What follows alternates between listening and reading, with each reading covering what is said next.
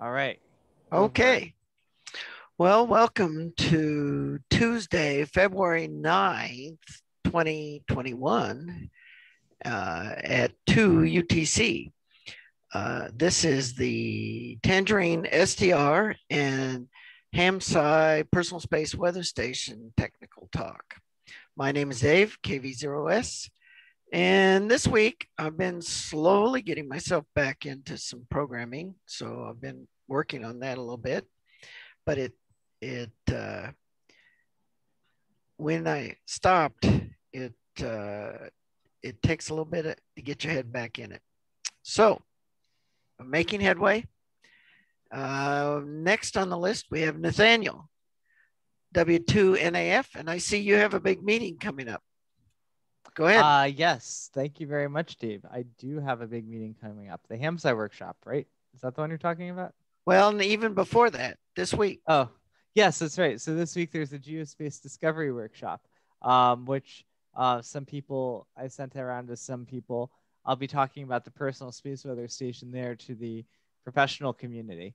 So I'm one of a number of people who have these DAISY grants, distributed array of small instruments, and they invited all of the DAISY PIs to be a part of the same little panel session. So I'll be there. Jen Gannon is going to be on that panel as well. So it should be good. Another big meeting that's coming up is the HamSCI workshop. And so what I like to do, as you know, is I like to get updates from the different team members. So from the Tangerine SDR team, from the magnetometer team, etc. Have update presentations. So I was wondering if you could have a little time tonight just to confirm who's going to be presenting and what they're presenting. And finally, I've been meeting with a lot of students and some volunteers doing research work, and probably most of interest to Dave McGaw. I've been working with Veronica, and we watched Claire Trope's AGU presentation, and we thought it was very good. And we think we can apply the same sort of analysis technique she's using with the lags to the HF grape data. So I'm going to have Veronica start working on that and try to replicate that same type of analysis using HF instead of AM. So W2NAF, back to net. Fine business. Next on the list, we have Jim, K4BSE. Go ahead, Jim.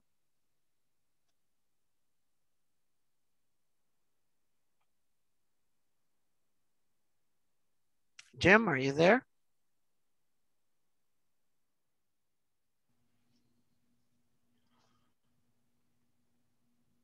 Anybody have a relay?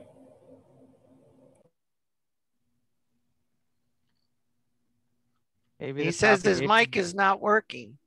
Okay, next on the list, we have Greg, VA3CBN. Go ahead, Greg. Thanks, Dave. As usual, I'm just going to listen in, but very soon I'll be setting up my first red pitaya, and hopefully I can get some tips from some of you guys, and really looking forward to it because RBN is one of the things I want to focus on with my ham career. So back to you. Well, fine business. I'm using one as a multi-receiver on a WhisperNet right now, so they seem to work fine, except for a little overheating, even in this cold weather. Next on the list is Bill, AB4EJ. Go ahead, Bill. Well, did a little bit of work on the grape.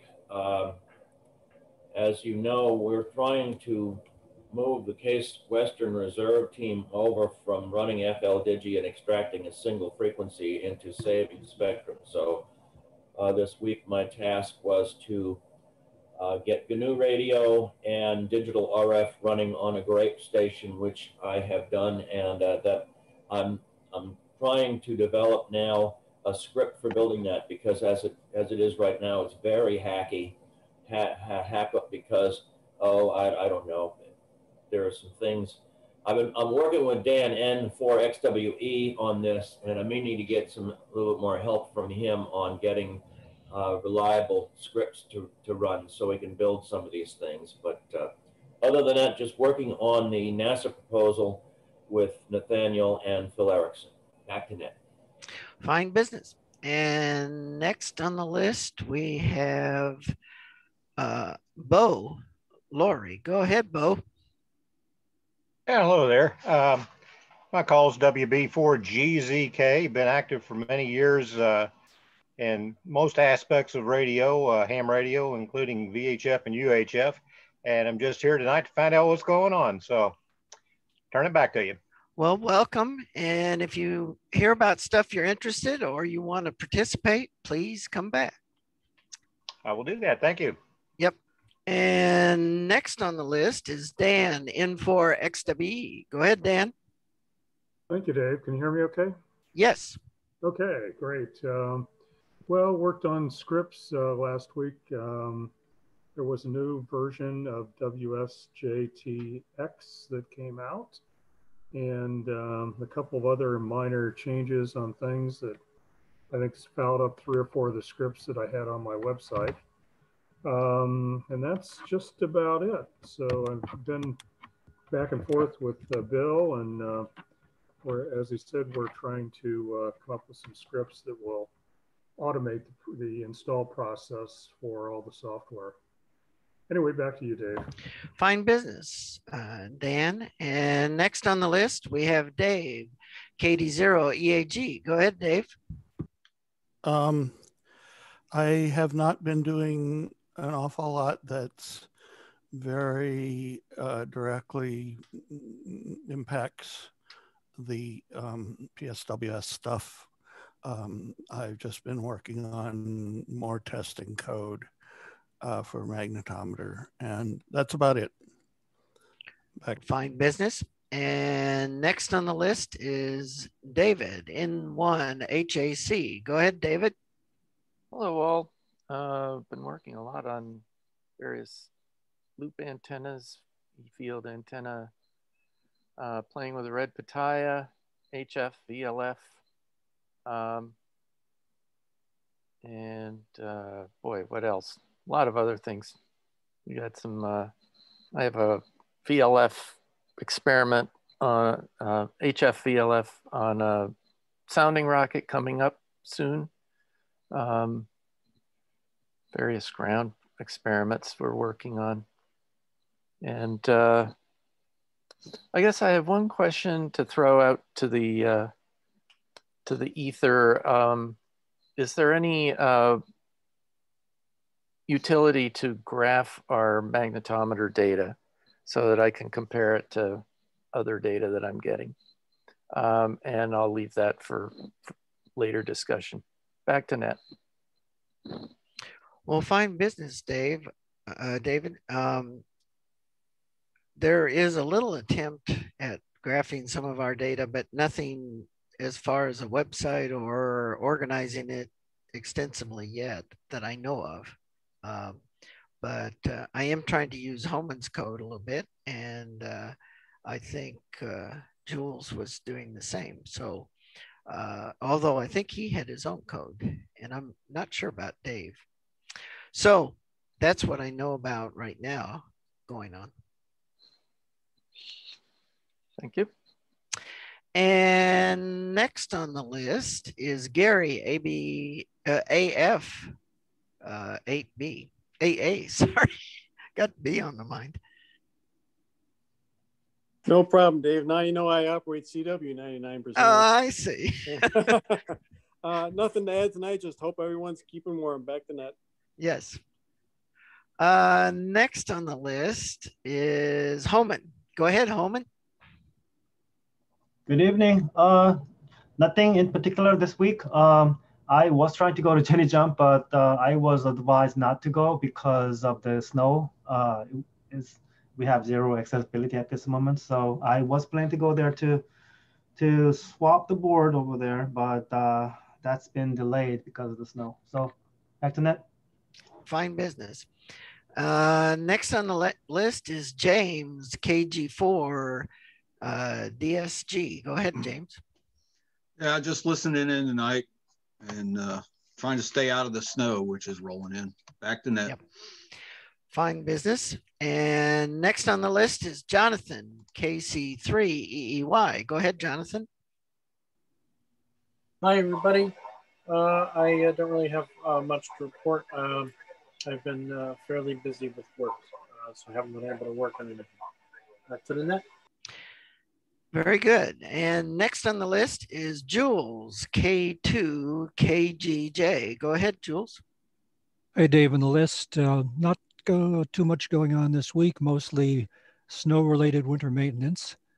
I'm waiting for some parts from Scotty, which I expect in the next couple of days, and then I'll mod those and send them on to Hillman for his students project. Other than that, we continue to record on both the dual and the single magnetometer, and when I get a chance, I try graphing a few. I still have to integrate Hillman's graph program, but we're working on that too. Back to net.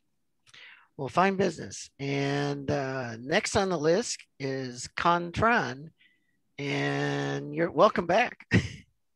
Hey, y'all. Well, I did pass my technician test on Saturday. So, I'm studying for the general now. So I'm back here. I'm still new, trying to learn RF. So I'm here to, hopefully learn a few things from listening to you guys. If you guys need like a 3D visualizer, I'm working on something right now, like a website, so I'll put the link in the chat. For you guys to check it out. If you guys need something like a 3D, like graphing tool or whatnot for webs. Well, very good. We can also pass a graph on of a typical stack line graph that is what people are used to looking at, and I'll put a link in the chat when I get done talking to everybody. Okay. All right. Cool. Thanks. Or if somebody has that stacked line graph available, stick it in the chat. Next on the list, let's see, Michael, AAAK. Go ahead, Michael. Dave, greetings to everyone on the conference. Back to you, Dave. Fine business. And next on the list is Scotty, WA2 DFI. Hello there, Dave. Can you hear me? Yes. Okay? Yep. Okay, thanks. Yeah. Congratulations to Contran on his new license. Way to go. Yes. You could, if you took the test on Saturday, you could probably get your call sign now by going to the ULS database. Because a friend of mine took his test on Saturday also, and he just got his license, his call sign today. And you're not going to believe this. His call sign, yes, KJ7 UDP. Hey. So we'll be looking forward to see what you get. And anyway, not a lot. Scotty, did he acknowledge the call sign? He doesn't have to. Right? That's right. It doesn't. If he had KJ7 TCP, then he'd have to. Yes. Getting a call sign is now easier than getting a COVID vaccination. Yes. It certainly is faster, that's for sure. Yes. Anyway, I've done a little bit. I was hoping that John Gibbon would be here. He's not here tonight, but I exchanged an email with him on the pinout of the grape just to make sure that I took his pinout document and I added the pins for the magnetometer, and we'll make sure that the data engine drives those pins. But the best news today is I finished all the backup projects that were clogging the pipe here. So I have only one project left to work on, and it's Tangerine. So yay. Full speed ahead here. So as fast as I can do it. And anyway, that's it for here. And it was 75 today. So eat your heart out. Bye now. And are you and Nona feeling well? Yeah, we're feeling fine. We're doing well. Yeah. Yeah. And we have appointments for vaccinations on the 22nd. Yeah. I don't know that we'll need them, but we thought, well, we probably ought to get them anyway because they're here. So Hey, Scotty, you're an order of magnitude above us here. We have 6 degrees. You have what, 6 degrees? Oh my. Well, let's see. What is I remember that I was exchanging emails with Larry from ARL, and there was one day where his temperature in degrees F was our temperature in degrees C, and I see it was 18 degrees. So, right. And we were C, and he was F, so he was cold. Yep. Yes. So did you get a lot of snow from that storm, David? We didn't get a whole lot. It was to the south of us here. Oh, okay. Because I got about 3 inches. And on the weather service, and it showed heavy snow, and the boundary was like included like 5 of the people on this list here. Yep. So, yeah.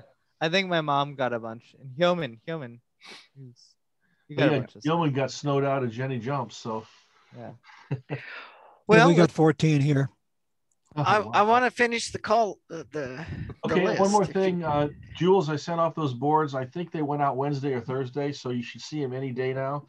And I had my revisions slightly off. It's really revs C and D, not D and E. So I sent you one of each, and one of them has a daughter card on it. So perfect. You said, let me know if you need any others. Will do. Thank you very much. Let's see. Since temperature is sort of like voltage, that's 20 dBV difference, right?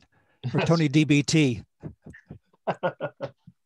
Okay, very good. I like it. Back to you, Dave. Okay, so next on the list we have Tom in 5EG. Go ahead, Tom. Good evening. I've got the prototype of the code to manipulate the module and ASIC registers, doing auto discovery on Hermes, and that comes up and runs. It can find Hermes on the network and pull all the relevant parameters out of it. So that's at least a start.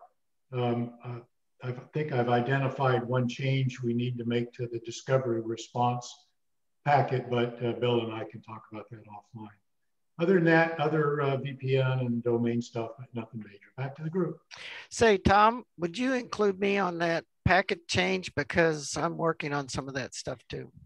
Yeah, the discovery response from HPSDR needs to have a new field added called port B, which is the port that the data engine's going to communicate on. Okay. And so I think we can just make a simple structure change and add it in there. Well, Bill and I and Scotty need to talk about it, and we'll figure something out. Okay. Well, I'm working on a simulator set that I can use when Scotty comes to me to talk about shipping data back and forth.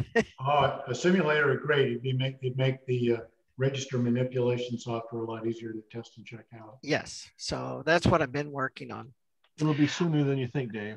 So, Scotty, I have one other thing related to you. The magnetometer that I had that went bad that I talked about last week, it turned out it was the one that was outside was the PNI board that had been underwater.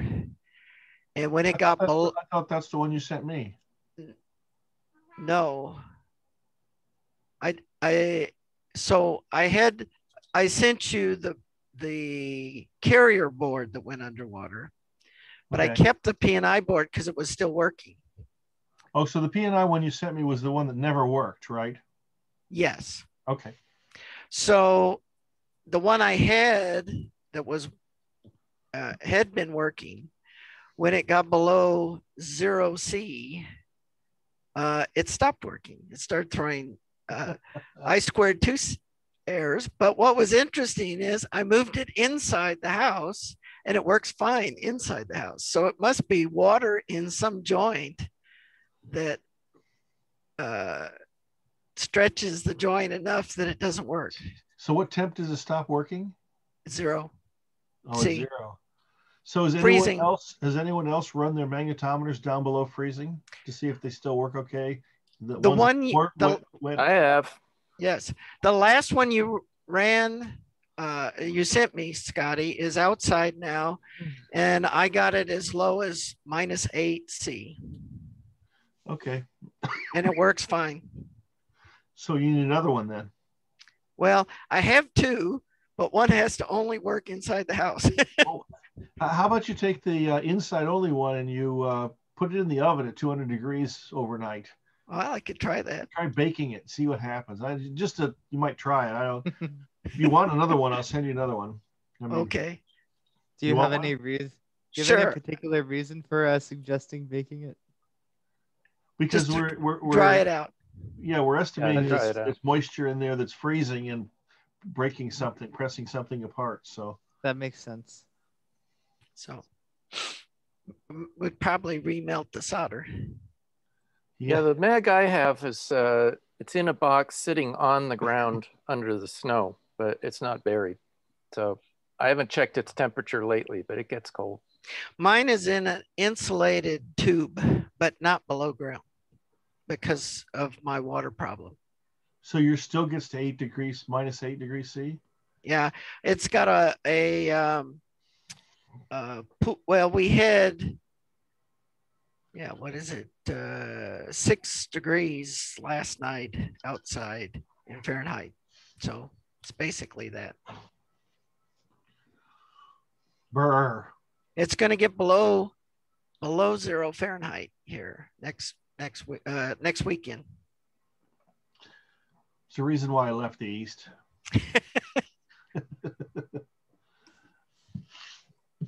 So, of course, I'll talk to you in August when it's 115 out here, and then you can check at me. Well, we can get that, but not for as long a time frame as you.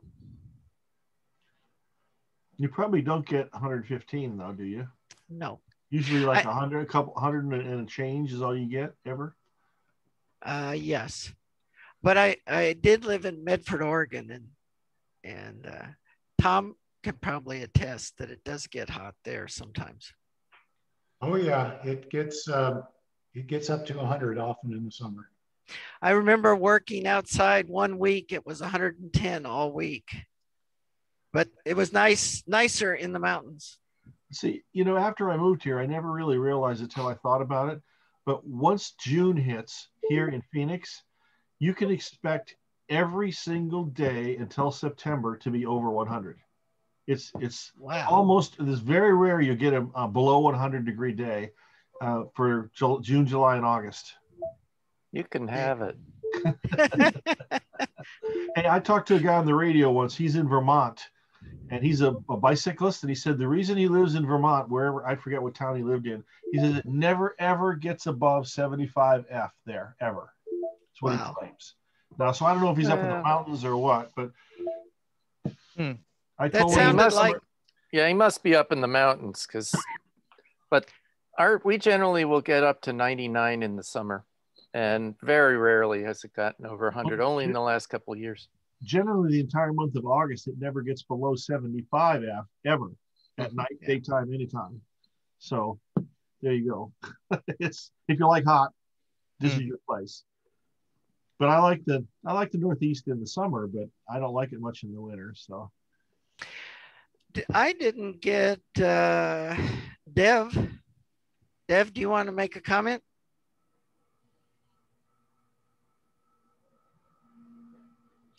You're muted. Yeah, about who I am?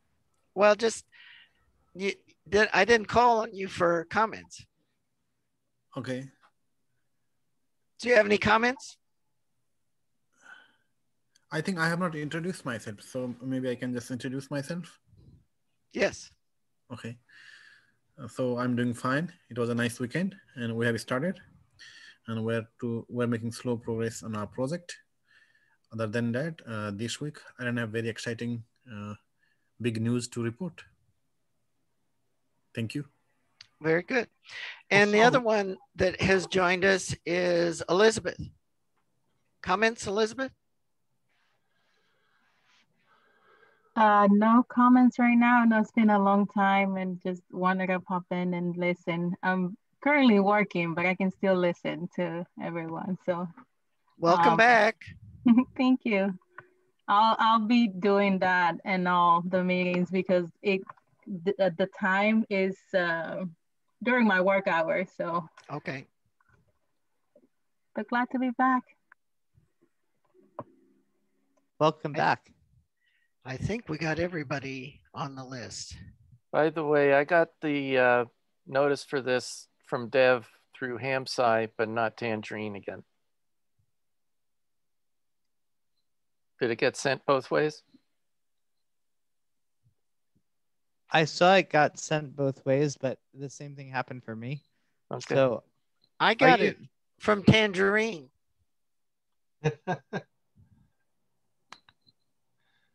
Hey, you know, what listserv do you use, Nathaniel, for HamSCI? I use Google Groups. So that's different than what we're using. Okay. Yeah. Now it might end up eliminating duplicates if it was similar software, but it's not. So. Yeah. David, did you used to get them from me when I would send them? Yes. Yeah, I don't know what's going on. Yeah, I don't know that I've gotten anything through Tangerine in a while. Michael is showing his link, but I can only see the very start of it. There you go. Yeah, so like last week, Nathaniel, I got the one that you sent through Tangerine, but not the one that Dev did. And the same, and you didn't send one this week, I presume. Right. And I only got the one through HamSCI. That is mysterious because it is clearly showing up on, like we saw it on the screen there, and we also checked it on the archives last week. And so I could see it there, but it is not in your email box and it's not in mine. David, does Dartmouth use Microsoft Office 365? Yes, we do. Yes. Okay. And it may have gotten on a filter list. It makes zero sense because I had no problem getting the messages. Like I got the message from Stana about the PSR through TangerineSDR like a couple days ago. Yeah, there was a TangerineSDR about winter PSRs in the works a couple days ago. I got that one. Yeah, I got that too. So I don't know why. And then the notes from last week. I mean, I can talk to my IT people because the last time I had a tremendous amount of trouble getting signed on to TangerineSDR at the beginning when I got to Scranton, and it turned out they had to contact Microsoft and get the server off of a blacklist. Yeah. And I think you had the same problem. Yes, I've had that problem with a number of mailing lists, including ones coming from John Ackerman. Yeah, but then let's see. Yeah, but then I don't understand why I would get like Stana's email but not Dev's. Well, it has to do with the originating IP. So it seems to be certain IP servers they put on the blacklist, and you never even see it go to junk mail. It just really disappears into the ether. Well, I'm reasonably friendly with our email administrator, so maybe I'll drop him a note. So ask him. Anyway, very good. I think most people got the message. We're here. We'll try to look into that in the future. Can we talk about the HamSCI workshop for a little bit? Have at it. All right. So in the past, we have had reports. This is last year's schedule. So for the HamSCI workshop, I gave an opening talk. Scotty, you gave a talk on the current status of the data engine and overall architecture. Tom gave one on the RF module. John gave one on the clock module. Bill gave one on database and control architecture. There's a joint talk from Dave Witten, Frankie Bonney, and Hyomin on the magnetometer. And then we had Case Western give an update on the low-cost personal space weather station. So I'd like to have updates from each of the different teams again. So just wanted to see if people could confirm that they could give these talks and if there were any suggestions as to how to change the structure overall. Like, I don't know if the RF module has not really changed since last year and that gets folded into here or something like that. So I'd be interested in hearing if people are up for doing this and if there are any suggestions for changes. Yeah, Nathaniel, you're right. The RF module has had no changes, no updates since last year. Okay. Yeah, But the so clock, but the overall structure looks pretty good. I mean, except that we probably maybe have less to say on things that haven't changed. Mm-hmm. Yeah. I mean, if any presentation would just be basically a repeat of last year. What's changed is John Ackerman's portion. Yeah. And so maybe we should definitely keep John in, since his is on. What about maybe asking Jonathan to talk about the VLF module, if to substitute that for the RF module, if you wanted to. Well, I think he's already on the hook for submitting a presentation, so that's good. That module, we could move his talk up to here. Okay, yeah. If he's willing. And the RF module, maybe just include that in the overall architecture. Yeah. And I mean, include it in where it's at, where. Right. Because let's see, what's the actual dates this year, Nathaniel? March 19th and 20th. So this will take place on March 19th. Okay, so we could theoretically have some more progress between now and then, as far as where we are in the building phase, because we will be into the building phase by then. That would be awesome. And thinking about the software architecture, I don't know that that's really changed enough to. It would be mostly a repeat. If I gave a presentation on it, it'd be mostly the same remarks as last year. Yeah, well, we don't really want to. We definitely need status updates. We don't necessarily need repeats, but some things.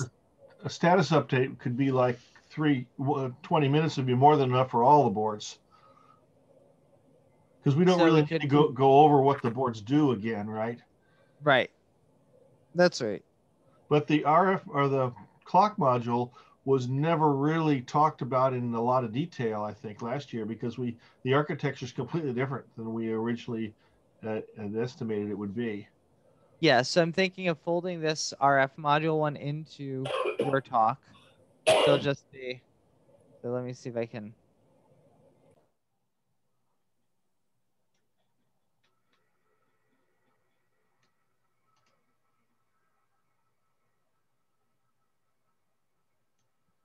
Maybe I can, I could design and do, layout rather. Faster. Orientation, landscape.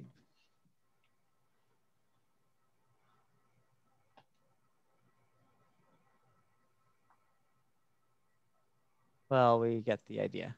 Okay, so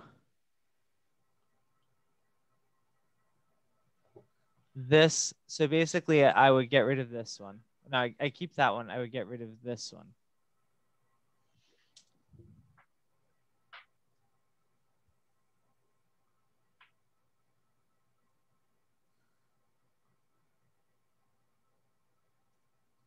And then yours, Nathaniel, your overview would essentially be the same as last year? Yeah, I would, but still be like opening remarks or something like that. To be more or less the same. I'd probably give some highlights as to what some of the different things that we have done, point out that we're making some progress on the science. Yeah, because the magnetometer is chiefly where we've made progress there. Yeah. So actually, let me start with Bill. Bill, maybe the main architecture has stayed relatively the same, but you certainly have done some things in terms of you now have the software ported onto the Greep.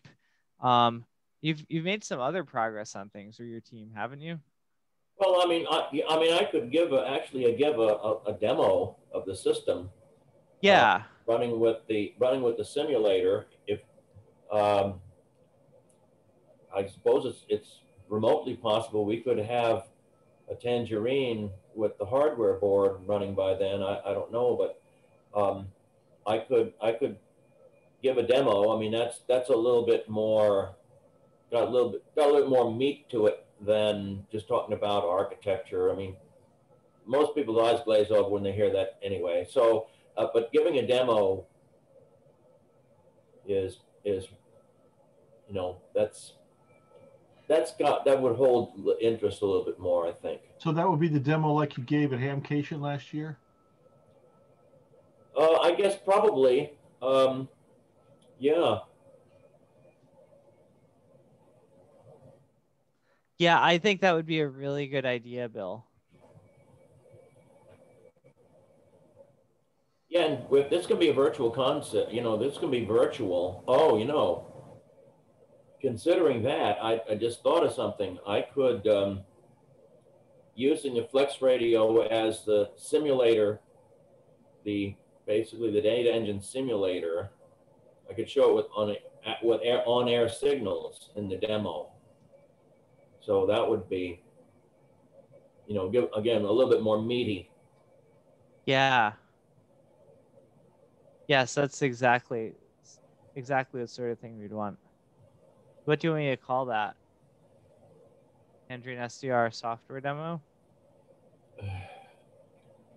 Sure. Yeah, I mean, if we want to change this, if we want to change the title a little bit later on, we can do that. But that's a good start. Yeah, that sounds good. So then, and then Yeoman and Dave and Jules, how do you want to do the magnetometer talk or talks if you want more than one?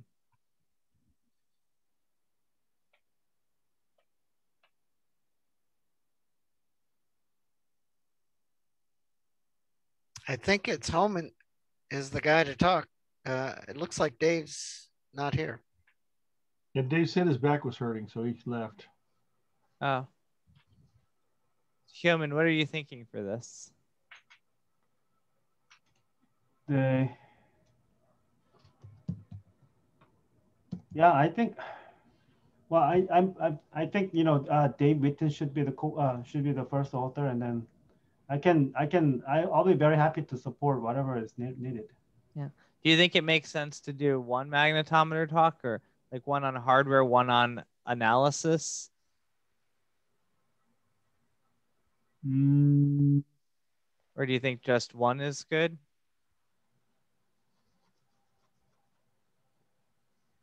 Well, I know it's been, we've been talking about the hardware mostly. So now I think, yeah, I think that's a good idea to separate those two. Yeah, because there's probably some people who would be interested in, well, how do you make one of these things? What Right. physically are they?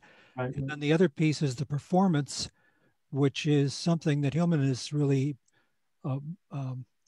really concerned about in terms of the sensitivity, stability, and so on and so forth. Sure. And now we have some data sets accumulated so far.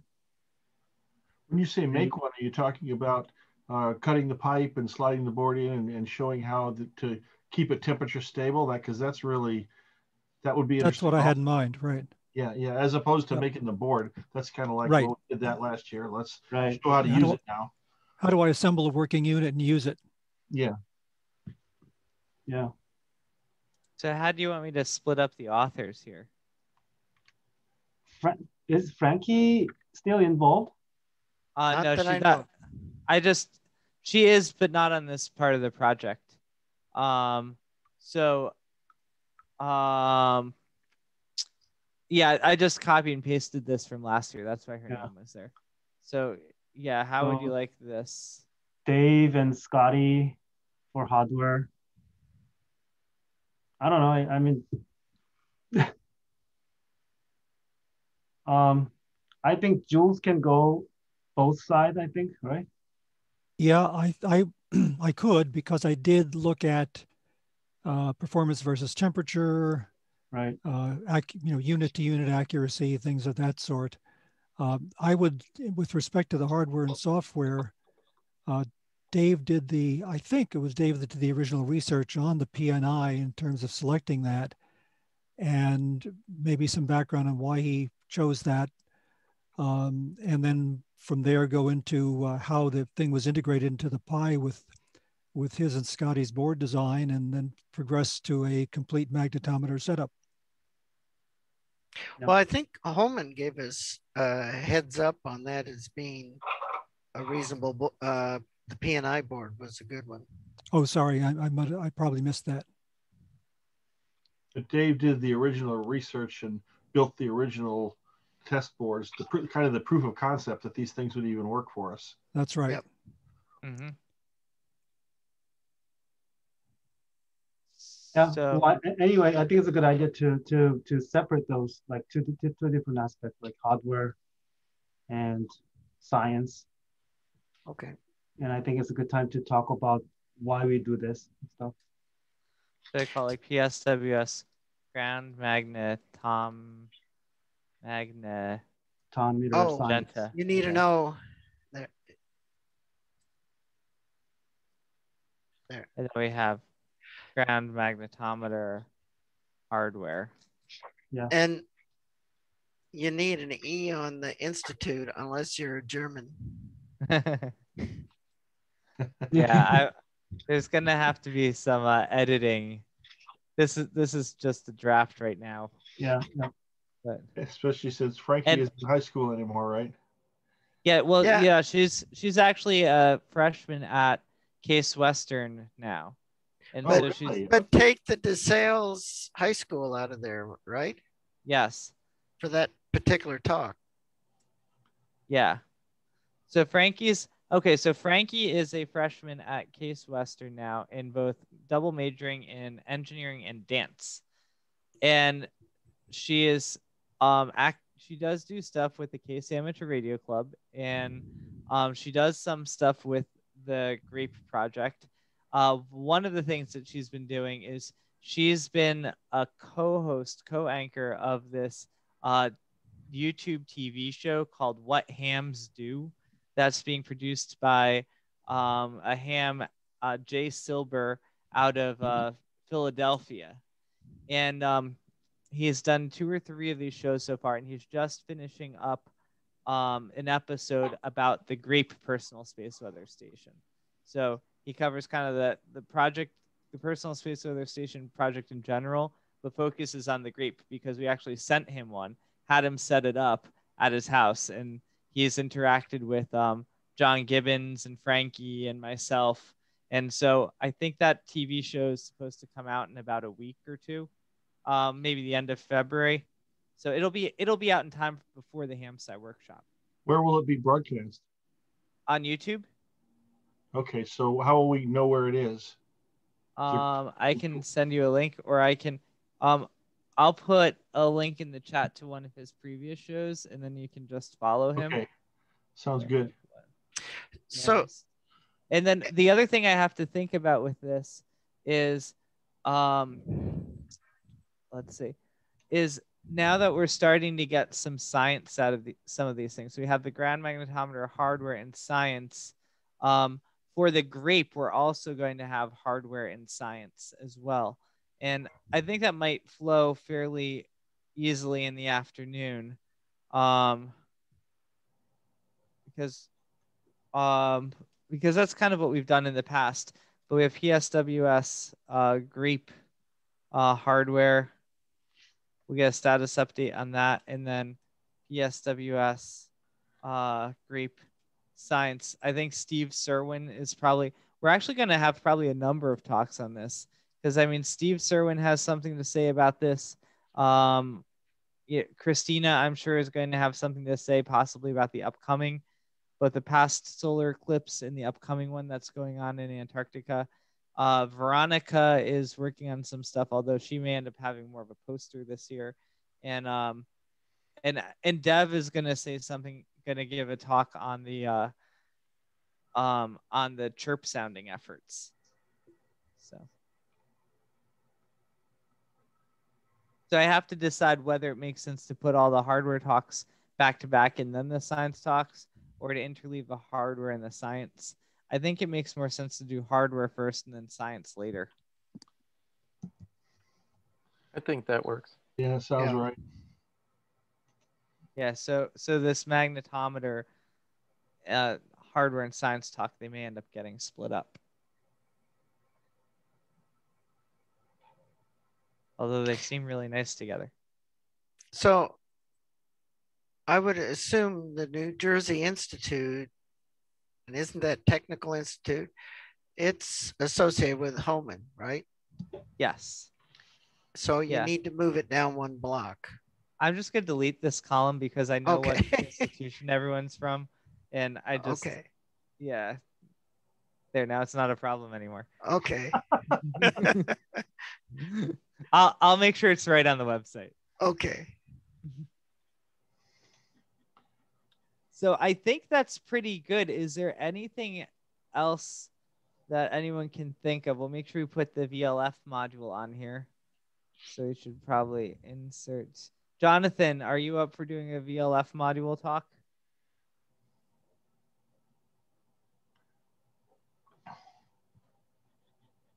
Will the talks be pre-recorded or will they be live?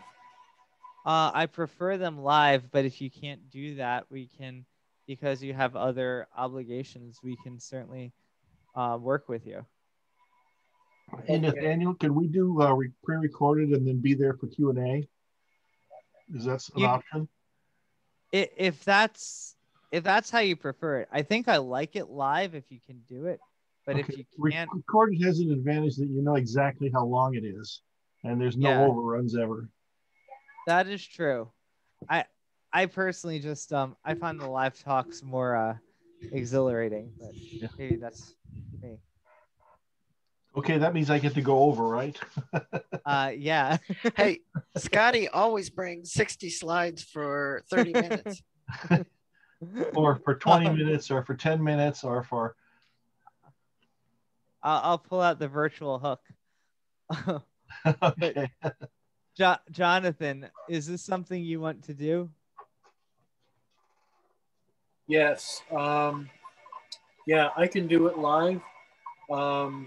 Or I could do it pre-recorded. The only thing is that I'm not sure what's going to happen yet because I haven't started my new job and I don't know if I would have, say, like vacation available to take the time off. So if I can't take the time off, then would it be okay if I pre-record the presentation and then Q&A can be sent to me via email and I could respond later? Yes, that would be fine. Okay.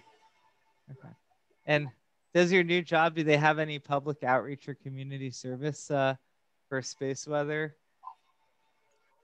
types of applications? Actually, I really don't know yet. So far, I've just been learning about orientation, company policy, things of that nature. But as soon as I get more involved, and I start, I don't start until the end of this month. So I'm not really sure, but I'll definitely get that. I'll definitely see what's going on. Yeah, we're very proud of Jonathan because he graduated from the University of Scranton with an electrical engineering degree, and he always wanted to be an electrical engineer, and he has officially taken a job as an electrical engineer. So, congratulations, congratulations to Jonathan. Where's your job, Jonathan? It is. I'll be working for a defense contractor at an Army base. Interesting. In my local area. I'll be working in avionics and sensors. All right. Very good. You're going to learn a lot. Thanks. Yeah. I'm nervous and excited all at the same time. So, okay, are there any other talks that we should have in here that I don't have?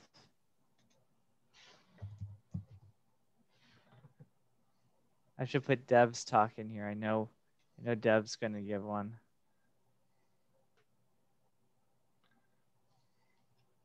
Insert below. So let's see. So this is just the first PSWS. day, right, Nathaniel? Yes. Does Dartmouth want to put anything in, David? Well, I'm wondering if we want to see if Claire would do a talk on what we've been doing. Her talk was fantastic from AGU. Like, she could just give the exact same talk. Exactly. And as I said, I'm encouraging Veronica to basically try replicating her analysis using the grapes. Right. That HF. Yeah. So that would dovetail well. Yeah. So if Claire could just give her same AGU talk, that would be perfect. Yeah. I'll be meeting with her tomorrow. I can bring it up. Okay. That'd be really nice. All right. I think that's enough of this for now. Thank you very much, everyone, for helping me to kind of flesh that out. And I put the did I? Yeah, I put the What Hams Do episode 1 in the chat there. It's a very nice, Jay does a really nice job with this.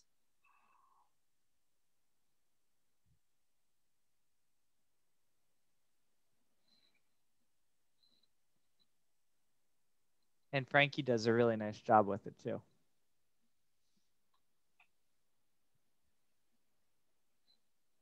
Hey, Nathaniel. Yeah. Is Frankie the graduate of Carol's program in New York? Is that her? Frankie? Yeah. Yeah. Yeah, that's who okay, thanks. You're welcome.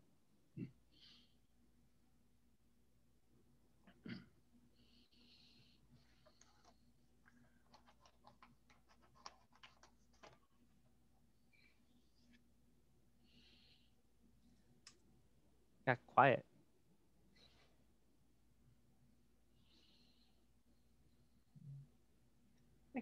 Hey, Greg, where are you physically? London, Ontario. Yeah, I did had a 6 meter contact with Ontario. Was it last night or the night before? We had an opening. I'm 2 hours east of Detroit City on the Canadian side.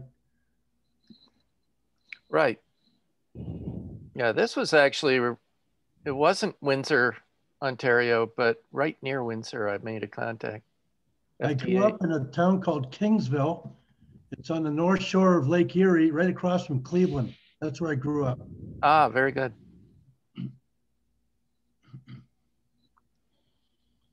Driven across there many times, getting over to Detroit from here.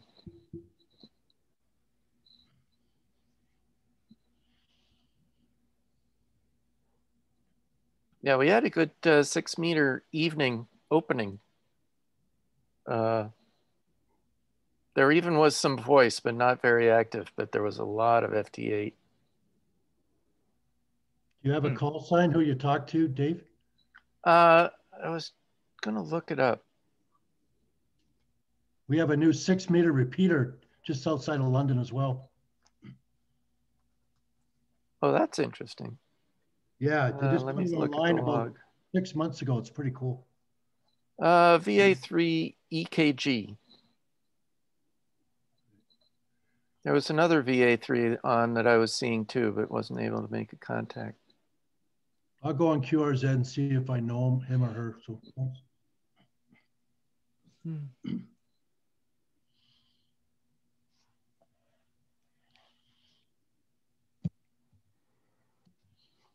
Scotty, what were some of the items that you found when you were looking over all the stuff in the email that I sent you? What was it? What did I find? What you said? Ovens? Items. Items. Okay. Actually, the last email you sent me was about the new regulator, right? That new one that you found. Yeah, it was. I gave you a a list of the pins that I would need, power, whether they were input or output, and I gave you the regulator schematic from the evaluation board. Okay. How long ago did you send that? Oh, space it out. It had to be like 3 weeks ago or something. Okay. I didn't realize that I got that, but I will take a look for it because I'm just now getting back to the data engine, and the pinout's pretty much the last thing I have to do. So I'll be able to answer those questions. I just looked at the one today on the regulator. Did you send me 2 different emails or was it just one? There are 2. Okay, so I must have just looked at the last one and not the first one. Yeah, the first one had the list of pins and what I had in mind with them, and then I replied to that email and I sent you the schematic of the regulator. Okay, see, I don't remember that. Okay, let me look and make sure I have it before, so you can send it to me again if I don't have it. I know I got the one on the regulator, and I think that regulator looks better than the one we were using for the clock board. So is that the one that's on the development module that you got, or did you find that someplace else? No, that was the exact circuit that they use on the dev board. Okay. Because we had picked a different regulator. I think it was on the dev board that John Ackerman was using, but it costs about 2.5 times what the one you were talking about, and the noise output's higher. Wow. Okay. So that's actually a better regulator for less money. That's kind of not usually what happens. Yeah. I was looking at the data sheet and the performance looked really good. Okay, just a second here. I'm going through my email here.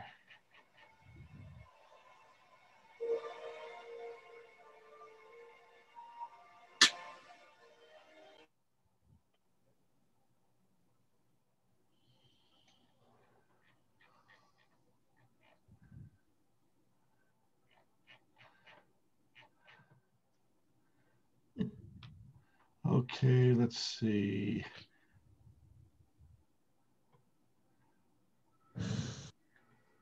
How come I don't have anything for 2021? That can't be right. Oh my.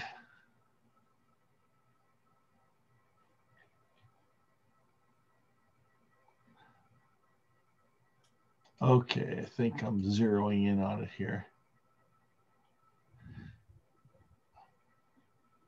Okay, so I got the one for the audio module. Yes, okay, I did get that, but I don't see what this attachment is. That's a schematic for the power supply, right? Yep. Okay. I did get that. Yeah, okay. Yeah, I'm going to write you an email later today or tomorrow because there's what would be good is for you to take the power off of the 5 volts or 3 volts, generate your 1.8 volt power for that if you need 1.8, and we'll use the IO VDD pin from the connector to supply your IO power. But the internal power for your part for the A to D, you should provide that on your board with the regulator rather than take it off. Because if you take it off of the data engine, it's going to be noisier than what you can create. So you should regulate it locally for that. But the IO power doesn't really matter, and it has to match whatever comes in. So that's why I provide you with the VDD IO pin that you can hook to your IO buffers, right? Not to the core of the part. Well, do you have enough 3.3 volt IO? That's what I'm looking at next. So okay, I'll have to get back to you probably tomorrow because I'm on this full time now. So we're gonna get this nailed down because this is basically the last thing I have to do is connect these IOs up, and everything else is done. So once we figure out how I'm going to stretch 5 IOs into 20, then we'll have the answer. okay. And it may be, I hate to say this, it may be that either you or I is going to have to convert them to 3 volts. I don't like that, but if that's maybe what we have to do. I know on the, I have an extra 1.5 volt IOs because the memory runs on 1.5. So I stole one of the circuits off of one of the other development boards where they run the SD card off of the 1.5 volt IO, and they use level translators because since the SD card can be a multi-voltage device, you select the voltage that you want it to run at. You have to do a level translation anyway because you don't know what it's going to be at. Right. So yeah, I just picked 1.5 because I had extra, and oddly enough, one of the development cards, they have the same problem that we all have. When you put a memory on there, you get this whole extra bank of 1.5 volt signals that you can't really use for anything else. So they put hooked a level translator up to that bank instead of one of the other banks, and I just copied it. So okay. I would I see something that works, I just copy it. I don't really feel the need to reinvent something somebody else has already done. Yeah, that's pretty much what I do too. And if they did it that way, then we can steal their code too, because they've got code to support it, hopefully, and it's hooked up the same way. So. Okay. So yeah, let me look through those emails again and get back to you because I sent the regulator off to John to say, look at this one, doesn't this look better? And to see if it'll pass muster, and it may use it on the clock module as well because it's lower noise than the one that he's using. I think it's 13 microvolts versus 33 microvolts. That's a significant amount. Wow. The headroom is a little bit higher. At full output, it's 280 millivolts instead of 110. Yeah. But if you're running off of 3.3 volts, that doesn't matter. You're well within the spec. So. Yeah. Yeah, I was really I really liked the performance for the price. It was much cheaper than the LT part that I was looking at using. And doesn't that ADC you're using, that's only about $3.50, right? Isn't it cheap? Well, no, the ADC itself, I think it's about $10 or $12, but it's not too bad. Okay. That's the TI one we're talking about, right? Yeah. Sounds good. Okay, yeah. Just when you get a chance, write me that email, and then this way I'll know how to proceed, and I can go from there. Okay.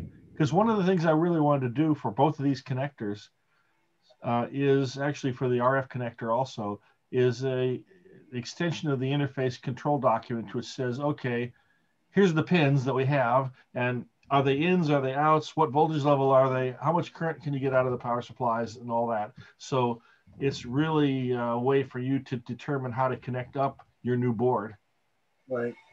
What are the capabilities of the pins? And some of them are going to be grouped together and they're going to be running at the VCCIO level. So you have to be able to use those. And if I define those a particular way because of the limitations of my pins, are you going to be able to use them? That's the question that we have.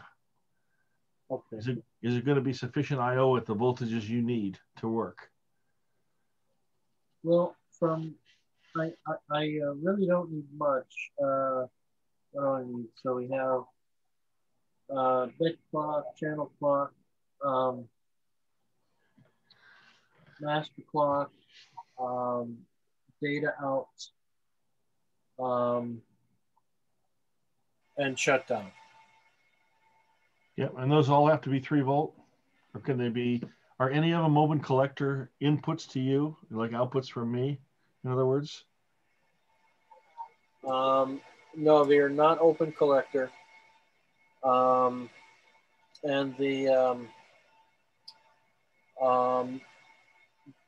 they could be either 1.8 or 3.3 volts.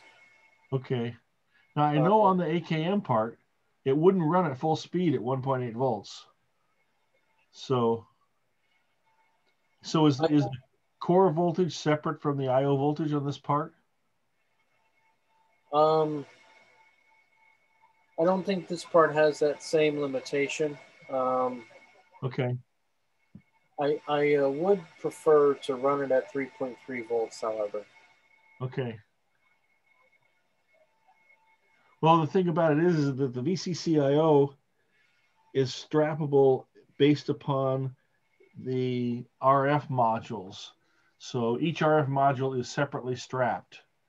And I have some extra pins on one of the RF modules. So it'll end up being however that's strapped, that's the voltage you're going to get. And I'll give it to you on a pin. And then you actually just use that to run your IO buffers. Okay. But we have to make sure it'll work before we can do that. Yeah. So if you choose to run the part on 3.3 and the IO on 1.8, we have to just make sure that it'll run at full speed you doing that. And again, I prefer to run it all on 3.3, but like I said, I'm out of IO, so we'll see what I can come up with here.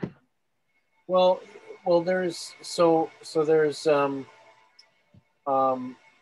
different power supply inputs. So the AVDD, the analog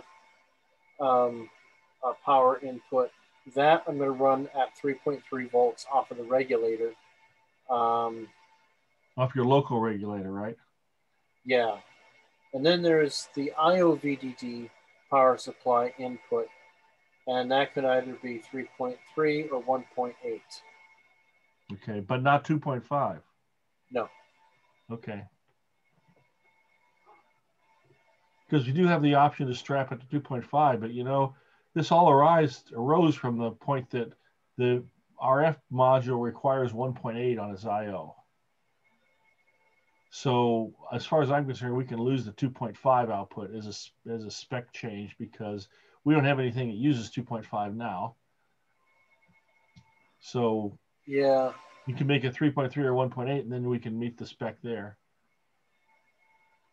But I may be able to scrape up enough 3.3 volt IO. I don't know. The problem is that the Raspberry Pi IOs really have to be 3.3. And while I'm not going to drive all of them, I have to drive a certain number of them so I can be compatible with the grape. Right. Well, I only need 5, and the I2C. Yep, and the I2C could be it's open collector, so open drain, so that could be on 1.5 volt IOs actually, because my 1.5 volt IOs are 5 volt compatible. Sorry, 3.3 volt compatible. So okay. And I can set the outputs to be open drain or open collector, whatever, open drain.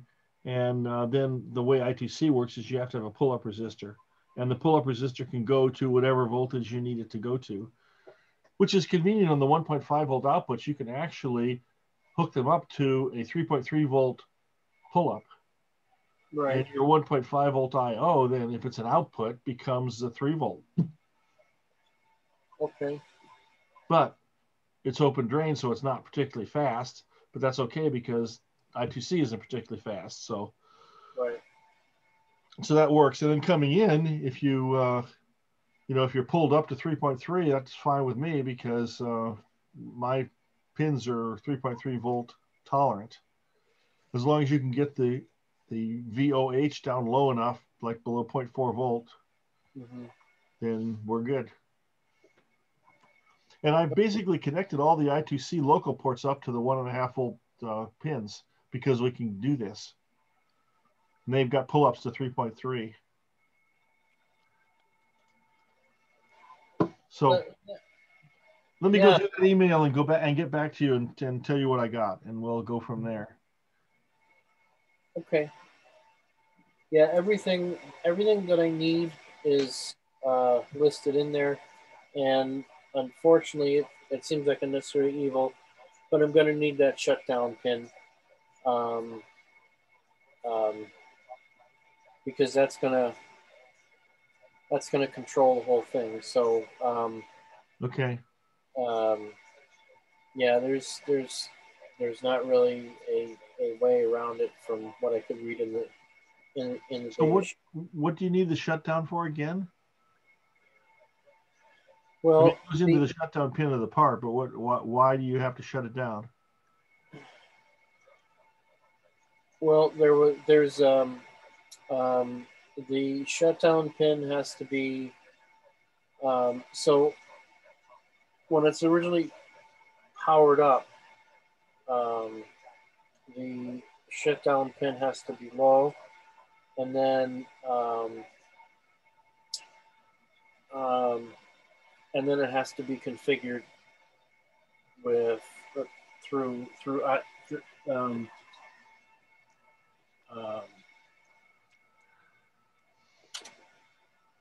actually, I don't remember. I'll have to take another look. But it seemed like in the power up sequence or the boot sequence, and to get the ADC configured, the shutdown had to be asserted so it's not shut down. It was part of the power up sequence. Okay, so it had, perhaps they do this like on some other parts, is where they read some control pins during the time that it's shut down, and so there's a specific sequence that has to be applied when you come out of reset. Yeah. I don't see if that's a problem. I think it's a good idea to have a shutdown pin under control of the system anyway, in case you want to turn it off, save power. Right. Yeah. That's another good thing, because when it's in shutdown mode, it uses much less power, and if it's not being used, I don't really see any reason to waste power on it. So yeah. Okay, sounds good. Okay. I think I found a nice antenna system for the personal space weather station. You did? Yeah. I'm afraid to ask. It's not that giant dish, is it?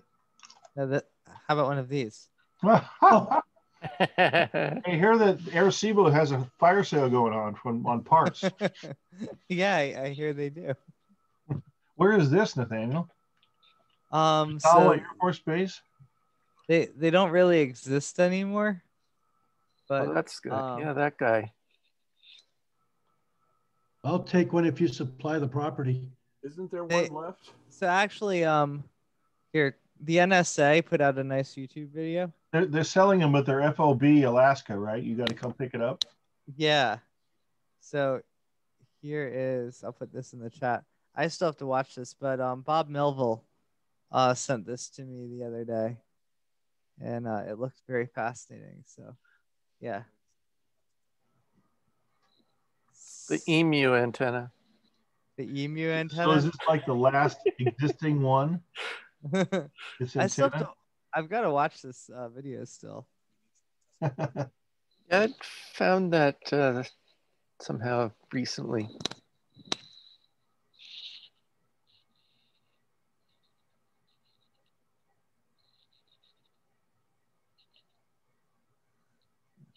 But they said it only takes up 40 acres. So that might be an appropriate size. It's wideband, and I think it's electronically steerable.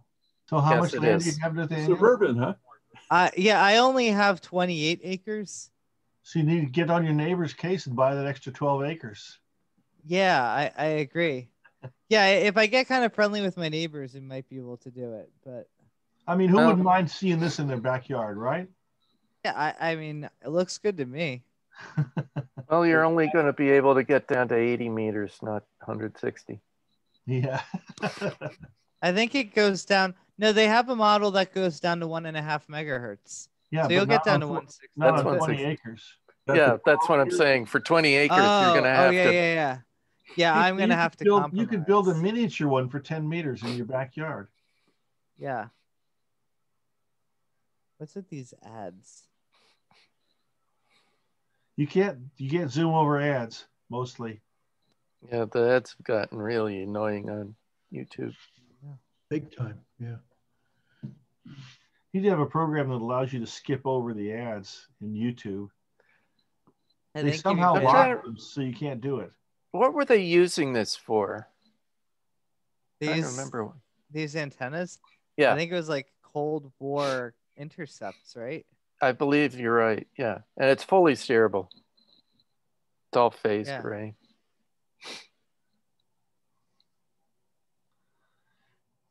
I mean, can they use them for transmit too? I'm not sure. We have one up here. Do you? Similar to that, yeah.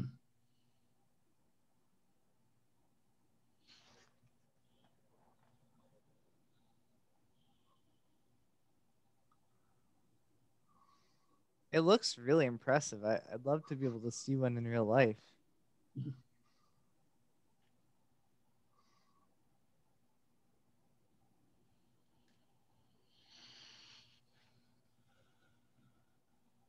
Nathaniel, you need to get a graduate student to model that for you in NEC 4 first. I do. Well, you got to get the name of it right. It's Wollenweber. The Wollenweber antenna. You know, Jesuit universities, like the one I work for, they're all about, you know, interdisciplinary type of education and cross-disciplinary. So maybe I can do like a joint project with the history department to bring one of these back to life. I think you definitely need to disassemble one and bring it back to the U.S., set it up for historical reasons. Yeah, I agree. Just like London Bridge is in Bullhead City, Arizona. It would look really nice on our quad, I think. Yeah, it was Alaska now, right? It's in Alaska. This one's in Alaska, the one in this particular video. Because, you know, we need an Alaskan outpost for the project. Yeah, unfortunately, it says this was decommissioned in May 2016. But was it torn down or just? Well, that's a good question. You could probably get on Google Earth and look at it from the sky, and if it's there, you'll see it. You can just buy the land that it's on. Right. If they don't want it, but it was a part of a global HF communications DF system. So you buy the plot of land that it's on, and then you're covered. Yeah. Then you can make your vacation home in Alaska. It comes. I'm sure you could live in the little building inside. In the summer, anyway. Yeah. Well, I mean, the operators had to stay warm in the winter too. So, I mean, they probably had it year round. Says they had them in Germany, England, Philippines, Alaska, Turkey, Thailand, Japan, and Italy. The correlator kept them warm. Yeah. Yeah. I just looked at Google Earth. The last image available is 2014, and it's still there, but nothing later than that. What's a goniometer? That's a variable RF transformer. Huh. There you go. Should buy a Minuteman silo. A goniometer is two coils. The inner one can be rotated relative to the outer one. Okay. Yeah, and you typically it's used for variable coupling. Yeah, so you use variable coupling, so you didn't have to actually move the coupling outside at the antenna, right? Right. Can you share that link, Nathaniel? I think I already put it in the chat. I can do it again. Sorry, no, that's fine. Oh my God. Looks like W3LPL. No, LPL's is bigger. Yeah. Yeah, you know, see how much money we used to spend on this kind of stuff? It was way cool. I know, back in the day. That's millions of dollars there to set that thing up. Well, you know, probably spent less on that than you would on a single F-35. Yeah, that's sad. I did have the pleasure of going to help install a Super Darn radar in Adak Island. It's not quite as big as this thing, but it was still a pretty exotic trip. Holy cow.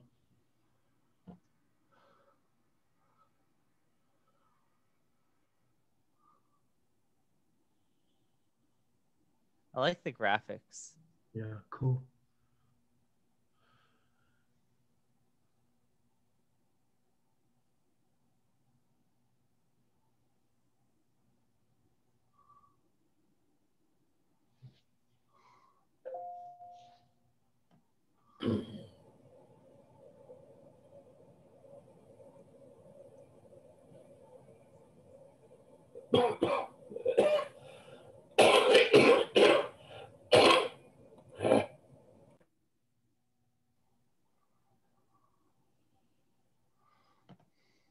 It's like a scene from Indiana Jones and the Nazi Bastards. That's like every one of the Indiana Jones films, right? Mm-hmm.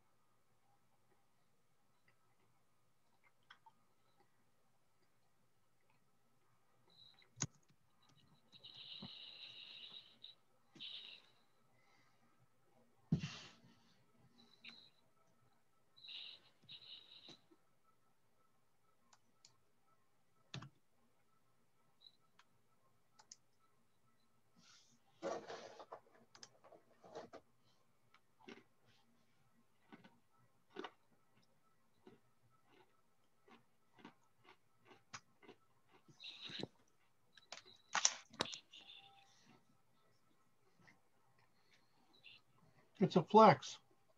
They're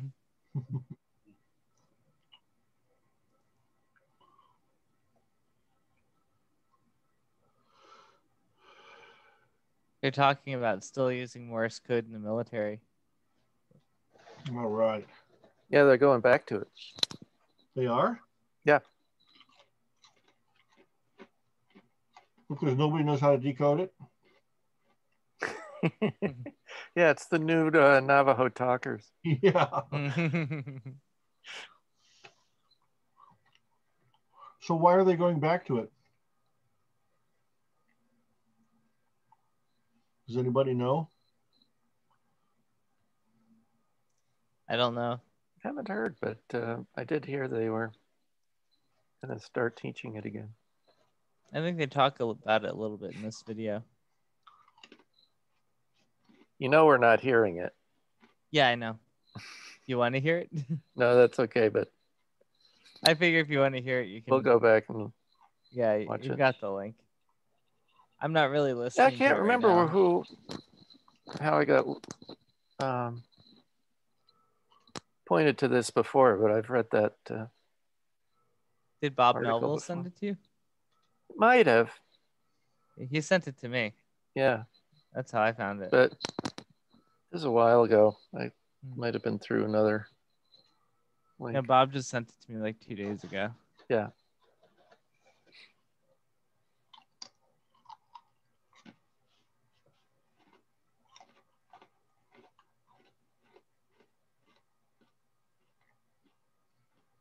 I'm really glad we have the list for the HamSCI workshop pretty well set there. It makes me feel a little better. Do you have the rest of the agenda set too? Besides just no, the abstracts are due on February 15th. Oh, so okay. they still have another week or so. So I should really be sending out an email to Gem and Cedar again, reminding people second call for that. And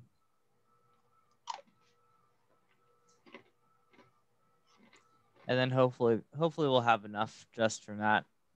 There's a couple stragglers, we can still take them, I think.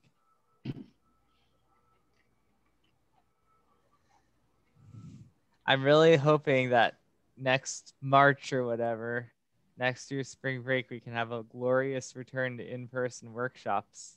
Well, I hope so. We're still planning on the DCC being in person so far. That'd be nice. I know there's some skeptics, but we'll see. Yeah. It would be nice. The trouble is, if you have it in person and then 20 people show up, you have a real problem. Yeah.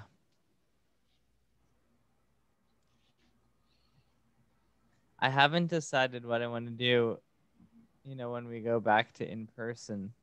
Like, I feel like we're still going to need to have some sort of a virtual component to it, but I'm not sure how big that component's going to be.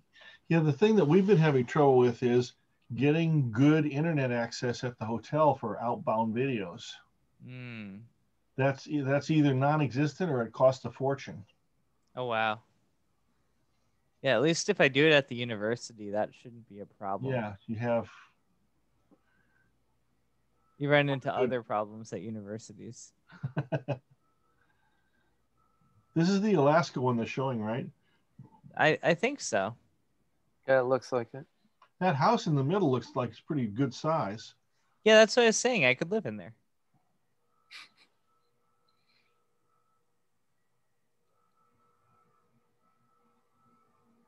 But I think this has a lot of promise as a reasonable personal space weather station antenna. Yeah, for sure.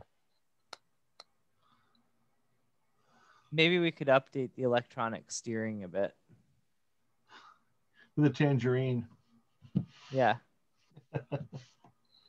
Okay. Well, at one point, I think Phil and Yuha took the RTL SDRs and hooked them up to the Arecibo. Really? Yes. Just for fun, like when RTL SDRs were first kind of a thing. Kind of. I know that Angel has put his transceiver on the dish. Well, we've gone down to the Minuteman missile site at Tucson, and the disc cone they got down there. You can connect your radio up to it.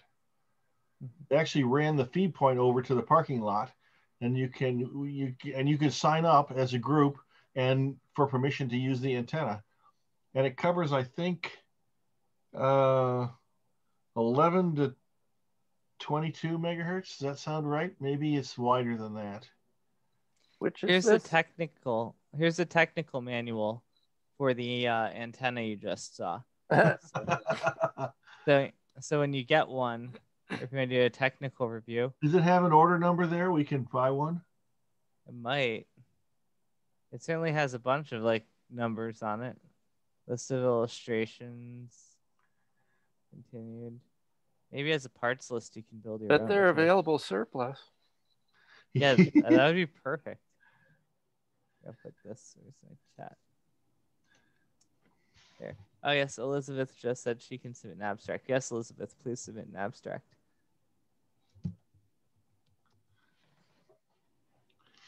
Yeah. I like it. I think this would be perfect.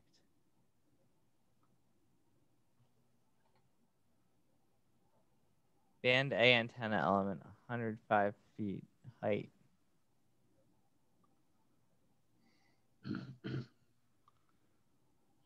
Weight 16,000 pounds.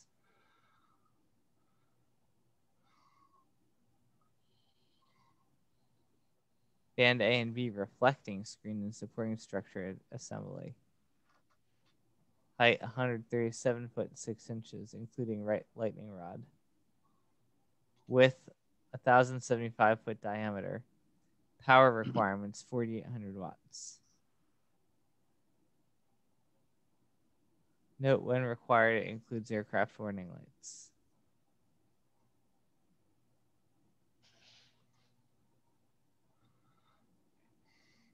Have you seen the graphical display of nuclear weapon, all nuclear bombs detonated since the invention of them to today? No, I haven't seen that. They have, it's amazing. So they have a map of the world, right? Uh-huh. And then they have the size of the dot that appears on the map is the relative megatons of the device, right? Huh. And they actually run you through, I think it takes about 2 minutes to run from 1945 up through whenever they made the thing in 2000 something. And they list at the bottom, as the devices explode, each new country that comes up with new bombs, it adds the total. So they have the total devices exploded by each country.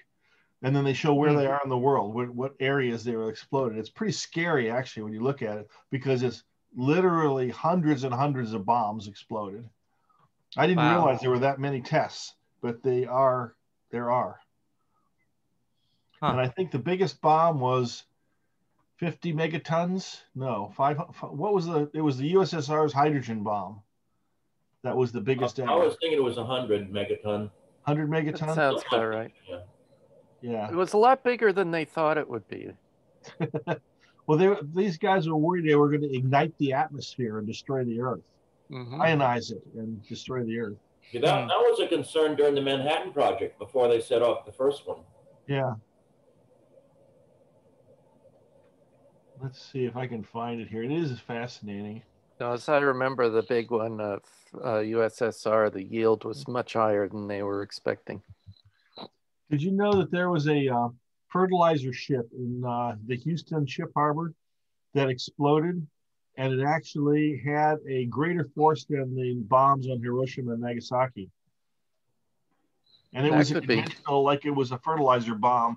It was a mistake, but it was an empty hull that had, residue in it, and something ignited it. And it was bigger than the nuclear blast as far as tons of TNT went. Well, that's what exploded recently in Lebanon. What, a fertilizer? There was a ship that was carrying fertilizer, had been abandoned, nobody wanted to touch it, and eventually blew itself up and took out half the city. Okay. Yeah, the one in Texas was called the Texas City Disaster. It's got a Wikipedia page. And it's like 1912, right, or something? 47. 47? Yep. So it was after the Hiroshima and Nagasaki. Okay. Yeah. There was also... I think there were actually 2 explosions. Now, I can't remember what was the ship, what the ship was carrying in Halifax, but the same thing happened up there. Here you go. That's what that nut used at Oklahoma City too, fertilizer. Correct. Yeah, that was that. Well, that was fertilizer and fuel oil. Yeah. But so just the fertilizer itself will explode. Here you go. This is a time-lapse map.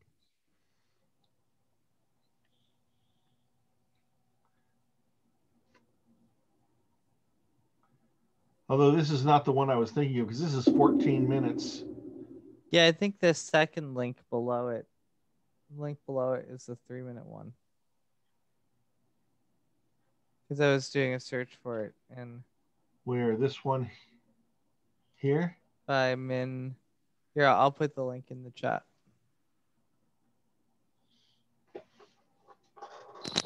I don't want to sign up for anything.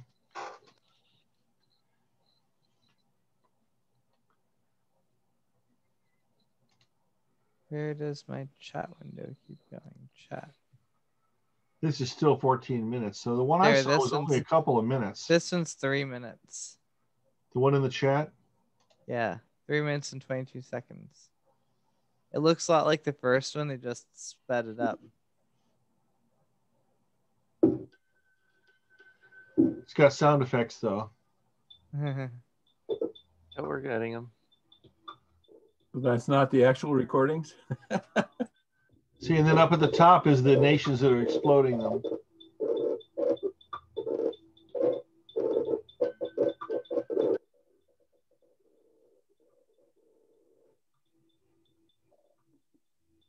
I think I might sign off. I'm starting to get tired. Pretty scary. Okay, enough of that. At least most of those were underground. Yeah, there were a couple that weren't though, right? Well, I'm trying to remember when the test ban treaty was, but sometime in the 60s, I think. Kennedy administration. Right. But they were, until then, they were sending them off in the atmosphere. Yeah, including one that took out a satellite. Oh, really? Wasn't that like Telstar 1? Did they Yeah. just like launch that and then It was an airburst and it screwed up the ionosphere. And then a week later. See, so we need to have all these radios in place for the next nuclear atmospheric test so we can see what it does to the ionosphere. Mm-hmm. Well, wasn't that the one where it turned off the lights in Honolulu? Oh, yeah. Well, I still remember the one at Bikini Atoll where they had ships stationed at different distances away, and the innermost ring got showered with a bunch of radioactive dirt and rocks and things from the explosion. Because he says some of the soldiers would pick them up and put them in their pockets as souvenirs. And then, 5 years later, they die of cancer because they got these radioactive things in their pocket.